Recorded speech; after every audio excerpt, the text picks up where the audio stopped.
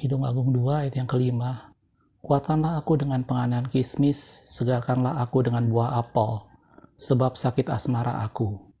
Oke, shalom, selamat siang. Ayat yang baru kita baca adalah salah satu tulisan dalam kitab Kidung Agung. Bagaimana pada waktu itu mempelai wanita berkata pada mempelai pria bahwa kuatkanlah aku dengan penganan kismis dan segarkanlah aku dibilang dengan buah apel, sebab sakit asmara aku. Gitu ya.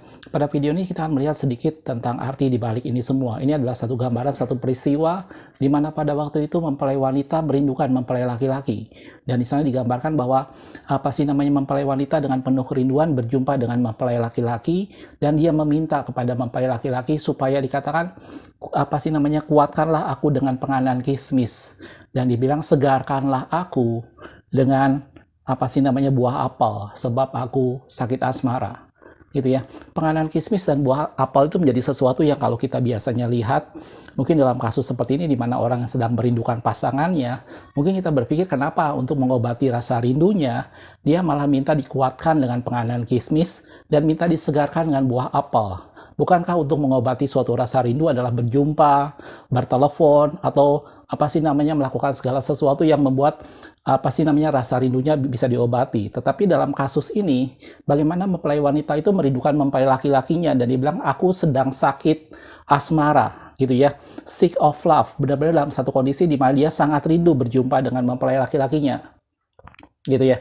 Dan di sini mempelai wanita itu berkata bahwa kuatkanlah aku dengan penganan kismis dan segarkanlah aku dengan buah apel.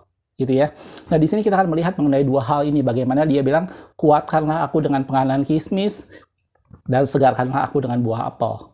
Ya, penganan kismis ini menjadi sesuatu yang mungkin tidak terlalu familiar dalam firman Tuhan. Walaupun ada beberapa kejadian dalam Alkitab di mana kismis, penganan kismis atau buah kismis atau kue kismis ini menjadi sesuatu yang berapa kali sempat disebutkan dalam Alkitab. Gitu. Mungkin kita akan lihat beberapa ayat tentang kue kismis atau penganan kismis ini. Dalam 1 Samuel 30 ayat 12 dikatakan seperti ini. Dan memberikan kepadanya sepotong kue ara dan 2 buah kue kismis. Dan setelah dimakannya ia segar kembali, sebab ia tidak makan dan minum selama 3 hari 3 malam. Pada waktu itu ceritanya adalah pada waktu Daud mengejar gerombolan yang menghancurkan kota Siklak. Dan pada saat di perjalanan dia bertemu dengan seorang Mesir, dikatakan yang dari orang inilah dia mendapat informasi tentang kemana arah gerombolan itu. Gitu ya. Dan pada waktu itu kondisi orang Mesir ini dikatakan 3 hari 3 malam dia tidak makan. Dan kemudian Daud dengan rombongannya memberikan pada dia kue ara dan 2 buah kue kismis. Gitu ya. Sehingga dia segar kembali. Gitu ya. Dan kemudian dari orang Mesir inilah akhirnya Daud mendapat informasi tentang gerombolan yang membawa istri dan keluarganya waktu mereka menghancurkan Siklak. Gitu ya. Dan di sini digambarkan bahwa kue kismis ini menjadi sesuatu di mana pada saat orang memakannya, maka dia menjadi kuat kembali. Gitu ya. Ayat yang lain kalau kita lihat dalam 2 Samuel 6 ayat 19, pada waktu itu adalah tabut perjanjian masuk ke Yerusalem ya. Dan kemudian setelah dibuat upacara besar-besaran, Daud menari-nari di hadapan tabut Tuhan. Kemudian waktu rakyat dibiarkan pulang, Daud memberikan pada mereka oleh-oleh sebagai hadiah sebuah perayaan besar. Dan salah satu bentuk hadiahnya adalah kue kismis. Ya, kita akan lihat dalam 2 Samuel 6 ayat 19. Lalu dibagikannya kepada seluruh bangsa itu, kepada seluruh khalayak ramai Israel, baik laki-laki maupun perempuan, kepada masing-masing seketul roti bundar, sekerat daging, dan sepotong kue kismis. Gitu ya. Jadi di sana mereka dikasih oleh-oleh, dikasih hadiah karena mereka sudah hadir dalam sebuah acara besar bagaimana tabut Tuhan masuk dalam Yerusalem. Gitu ya. Dan yang diberikan oleh Daud kepada rakyatnya pada waktu itu adalah roti bundar, sekerat daging, dan sepotong kue kismis. Gitu ya. Sesudah itu pergilah seluruh bangsa itu masing-masing ke rumahnya. Itulah gambaran dalam firman Tuhan tentang kue kismis. Gitu ya, atau penganan kismis. Dan kita tahu kismis itu sendiri adalah berasal dari anggur yang dikeringkan. Gitu ya. Jadi kalau saya lihat di YouTube, orang membuat tip bagaimana cara membuat kismis, mereka menggambarkan menjadi sesuatu hal yang sangat mudah. Bagaimana anggur itu tinggal dijemur dan setelah dia menjadi kering jadilah kismis, gitu ya. Jadi kismis ini tidak lain menjadi sesuatu hal di mana anggur yang dikeringkan Dan saya tidak terlalu mengerti mengenai penganan atau kue kismis ini seperti apa pada zaman itu, bagaimana kismis ini kemudian dibuat menjadi sebuah penganan atau menjadi sebuah kue, gitu ya. Walaupun saya secara pribadi suka dengan kismis atau saya suka dengan apel, tetapi saya tidak pernah paling kalau kita lihat kue kismis di sana hanya kue biasa yang kemudian ditaruh kismis, gitu ya. Tetapi saya tidak tahu pada masa perjanjian lama atau dalam firman Tuhan yang dimaksud kue kismis ini bentuknya seperti apa. Tetapi kita lihat bagaimana kue kismis ini menjadi sesuatu yang membuat dikatakan kuatkanlah aku dengan kue kismis, gitu ya. Dan kue kismis ini menjadi sesuatu pada saat orang kelelahan diberikan kue kismis dan dia menjadi kuat kembali, gitu ya. Dan dikatakan juga dalam satu perayaan tadi, kue kismis ini menjadi oleh-oleh untuk mereka bawa pulang. Itu yang pertama mengenai penganan kismis kata firman Tuhan. Oke. Dan yang kedua adalah firman Tuhan dibilang segarkanlah aku dengan buah apel. Ya, kata apel di sini juga tidak banyak dalam firman Tuhan tentang apel, walaupun dalam Kidung Agung 2 ayat yang ketiga, di sana digambarkan juga bahwa mempelai wanita berkata tentang mempelai prianya, bahwa mempelai prianya itu seperti pohon apel di hutan. Kita akan lihat dalam Kidung Agung 2 ayat yang ketiga dikatakan seperti pohon apel di antara pohon-pohon di hutan, demikianlah kekasihku di antara teruna-teruna, di mana di bawah naungannya aku ingin duduk, buahnya manis bagi langit-langitku. Dan itu digambarkan bahwa kekasihku di antara teruna-teruna seperti buah apel di hutan, dan itu menjadi manis, dan aku ingin duduk di bawah naungannya, buah-buahnya manis bagi langitku. Gitu ya. Buah apel juga sesuatu yang tidak terlalu familiar dalam firman Tuhan, gitu ya. Tetapi ini menjadi sesuatu bagaimana mempelai wanita tadi berkata bahwa segarkanlah aku dengan buah apel, gitu ya.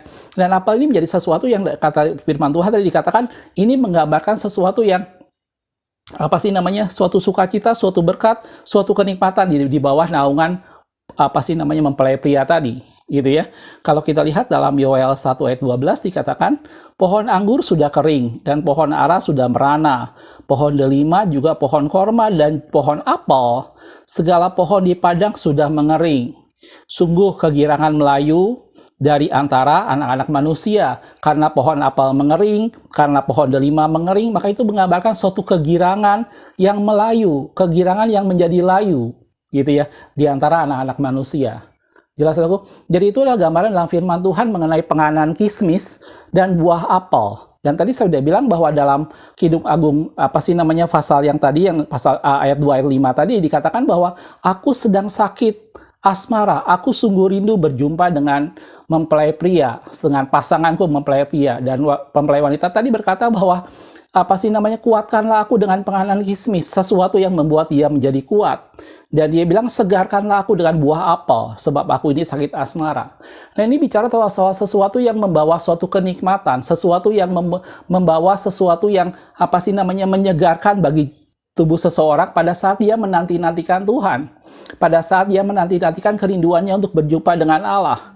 Daud pernah berkata bahwa kecaplah dan lihatlah betapa baiknya Tuhan itu.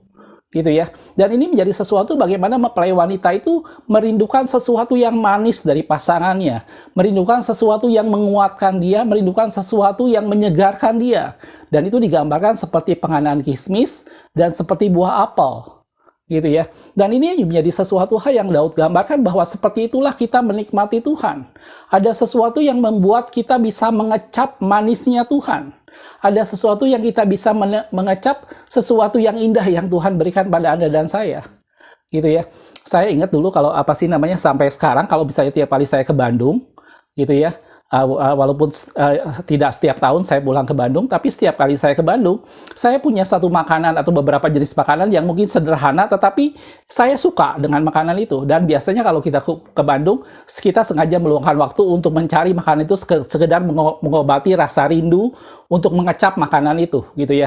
Dan itu membuat setiap kali kita ke Bandung, kita berusaha untuk mencari itu untuk sekedar memakannya, gitu ya. Dan itu menjadi sesuatu hal yang menyegarkan jiwa kita, menjadi sesuatu hal yang mengobati suatu rasa rindu, gitu ya. Dan begitu juga dengan pengiringan kita kepada Tuhan, gitu ya. Seringkali orang hanya asik melakukan segala sesuatu hanya karena suatu kegiatan, orang asik melakukan segala sesuatu karena sesuatu rutinitas, tanpa dia bisa mengecap manisnya Tuhan itu. gitu ya. Dan itu yang digambarkan oleh mempelai wanita tadi, bahwa waktu dia sakit rindu, waktu dia dengan sakit sick of love, dia bilang dengan sakit asmara, dia bilang dia minta dikuatkan dengan penganan kismis, dan dia minta disegarkan dengan buah apel. Sesuatu yang indah, sesuatu yang baik daripada Tuhan, itulah yang mengobati rasa rindu kita, dan kita harus mengecapnya setiap hari. Gitu ya. Kekristenan bukan soal aktivitas, kekristenan bukan soal suatu kegiatan rutin yang kita lakukan. Kekristenan bukan soal agama di KTP, bagaimana kita seorang Kristen. Tapi kekristenan bicara soal bagaimana kita menikmati Tuhan. Gitu ya. Kekristenan bagaimana kita bisa bersekutu dengan Tuhan dan kita bisa merasakan manisnya Tuhan itu. Dan itu yang kita kecap setiap hari, dan itu yang membuat kita nikmati. Dan itu membuat kita tetap kembali apabila kita berapa lama jauh, dan kemudian kita kembali karena kita merindukan saat-saat seperti itu. Dan tadi saya gambarkan seperti kita setiap kali pulang ke Bandung dan kemudian mengecap sekedar makanan yang biasa di mulut saya, gitu ya. Dan seperti itu juga kalau kita bisa mengecap dan mengalami manisnya Tuhan, maka kita tidak akan meninggalkan Tuhan. Apapun yang terjadi dalam kehidupan kita, kita pasti merindukan saat-saat di mana kita mengecap Tuhan dan kita bisa menikmati baiknya Tuhan itu. Jelas, saudaraku? Kita lihat ayat yang tadi di dalam Mazmur 34 ayat yang ke-8 dikatakan seperti ini, kecaplah dan lihatlah betapa baiknya Tuhan itu, berbahagialah orang yang berlindung kepadanya. Jelas, saudaraku? Jadi ini yang kita harus alami setiap hari, saudaraku. Mari nikmati Tuhan, mari rasakan kasih Tuhan, mari rasakan kemurahan Tuhan, mari rasakan kebaikan Tuhan. Dan itu yang membuat kita akan selalu rindu berada dekat Tuhan, dan itu yang mengobati kerinduan kita. Gitu ya. Kuatkanlah aku dengan penganan kismis, dan segarkanlah aku dengan buah apel, sebab aku sakit asmara. Gitu ya. Kerinduan kita kepada Tuhan setiap kali datang dipuaskan pada saat kita menghampiri Tuhan, dan kita merasakan manisnya Tuhan itu. Dan itu seperti penganan kismis yang menguatkan kita, dan itu seperti buah apel yang menyegarkan kita, yang membuat kita bisa berjalan, yang membuat kita bisa bertahan, yang membuat kita tetap menanti-nantikan Tuhan. Gitu ya. Ada banyak orang-orang yang bisa bosan dengan berdoa karena dia tidak pernah merasakan manisnya dalam hadirat Tuhan. Ada orang yang bosan membaca firman Tuhan karena dia tidak pernah merasakan, tidak pernah mengecap indahnya mengetahui firman Tuhan, indahnya larut dalam hukum-hukum Tuhan. Gitu ya. Dan itu yang membuat kita, Anda dan saya, mari kita mengecap Tuhan. Mari kita nikmati betapa baiknya Tuhan itu, dan hari-hari kita lalui dengan mengecap indahnya Tuhan. Dan itu yang membuat kita tidak pernah lupa, saudaraku. Gitu ya. Itulah yang membuat kita bertahan. Gitu ya.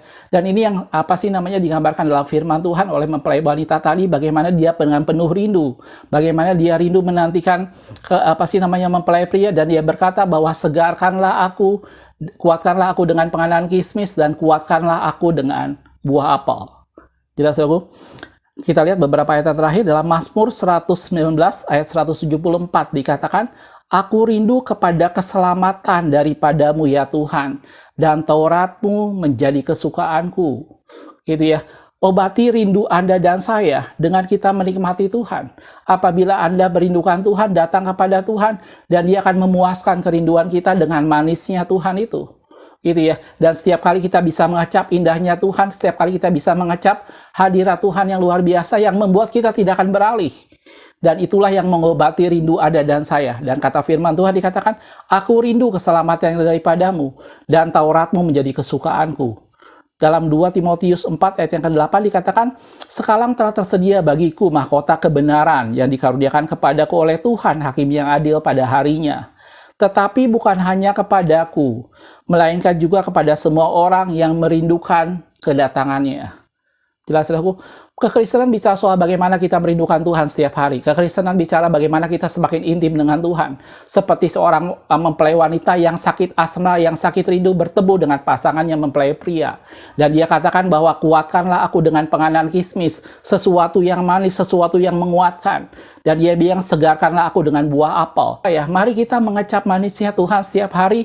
Mari kita nikmati Tuhan. Dan itulah yang membuat kita bertahan, dan itulah yang mengobati kerinduan kita kepada Tuhan. Jelas, saudaraku? Kuatkanlah aku dengan penganan kismis, dan segarkanlah aku dengan buah apel, karena aku sakit asmara. Makasih sudah menonton. Kita ketemu di video berikutnya. Tuhan Yesus memberkati.